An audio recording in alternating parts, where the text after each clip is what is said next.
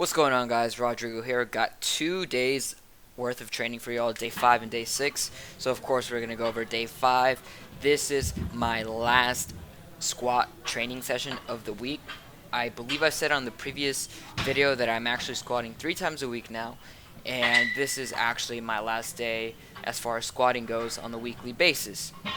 So I'm probably going to show you all day by day what training I'm doing, what exercise I'm doing. Right now, obviously, you're getting the video footage of it all, but I'll probably make a more of a one-on-one talk with you all as far as like what I'm doing day 1, day 2, day 3, day 4, day 5, day 6, day 7, and so on and so forth. So if you were wondering what exactly it is I'm doing on each specific day, I'll go ahead and answer that in a few videos. I obviously just need to get the proper resources to do that, because I actually left my whiteboard back in Fresno. Right now I'm in Merced because it's vacation from school, so I don't have everything that I usually do, that I usually utilize to help me with some informative videos. So just bear with me on that, but I promise I'll get that video out to you guys very, very soon.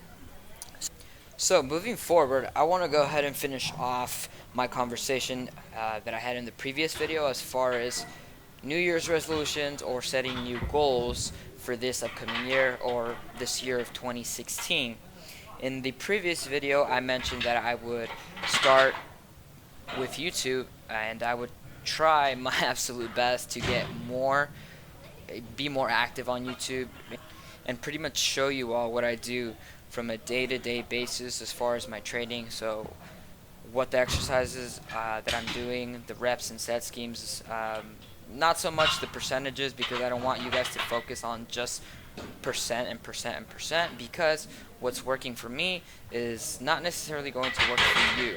But as I was saying, being more active on YouTube, demonstrating all the exercises, and sharing my philosophy on training, on nutrition, some of the three most important factors that have helped me in terms of the longevity of training, and other philosophies such as specificity, optimal form versus textbook form. A lot of stuff that certain channels have already spoken about, but of course I'm just going to go ahead and give you a little bit more of my opinion.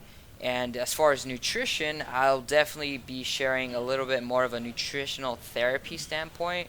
For those of you that don't know, I am very close to finishing my Bachelor's of Science in Food Science and Nutrition, with the emphasis in dietetics, which is more geared towards nutritional therapy, as opposed to like a PhD, which is a little bit more focused on, I believe, like not necessarily nutritional therapy, but more of the science of it, the molecular structure, all that stuff.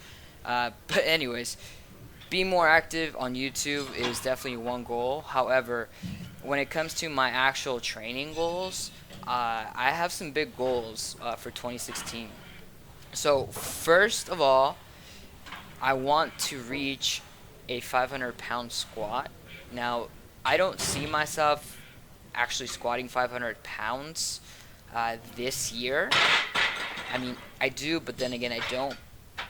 But what I mean when I say I want a 500-pound squat is that setting a high goal, a goal that's a little bit out of reach, that I guess you could say is kind of scary, is a very good motivator to help you work harder to reach it.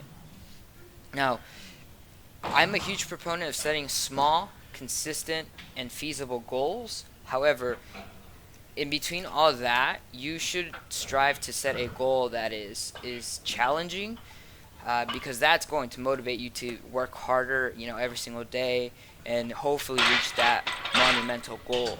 So 500-pound squat may seem unlikely to me on certain days, but on other days it seems likely, because I know how much work I can put into my training. I know that if I'm consistent and with the proper programming, there is a possibility that I can reach the 500-pound squat by the end of the year. I don't think I'll get close to 500 till around maybe my upcoming meet. Well, not my upcoming meet, but my next meet, which is in November, I believe, of 2016. So yeah, 500-pound squat is one of the major goals for training, and the next one is a 600-pound deadlift. Now I totaled 574 at my meet, so we'll just say it's about 25 pounds of an increase, and to some that might not be very hard, but first you want to keep in mind that I have been lifting for over 4 years. I would not consider myself a beginner. More of an intermediate. I don't think I'm at that advanced, level as far as weight training, to the point where it's extremely hard for me to put on, 5-10 pounds to my total every year or so. I can probably put on a little bit more than that. So 25 pounds to my deadlift is going to be tough, especially because I want to focus more on my squats. But I do think it is a possibility to get up to 600 pounds on the deadlift. I believe a little bit more specific training towards my weaknesses is going to pay off in these next 3 to 6 months. So I'm very hopeful about that. So again, more activity on YouTube, 500-pound squat, 600-pound deadlift. Bench press, I haven't decided if I want to hit a certain number. As of right now, I don't. I would just like to maintain where I'm at, if not improve very slightly. We're talking 5 to 10 pounds, if that. But yeah, that's it for this video. Please make sure to like the video, share the video, subscribe to the channel if you're not subscribed, and I'll catch you guys in the next one.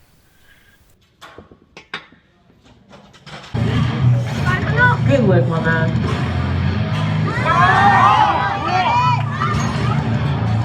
man.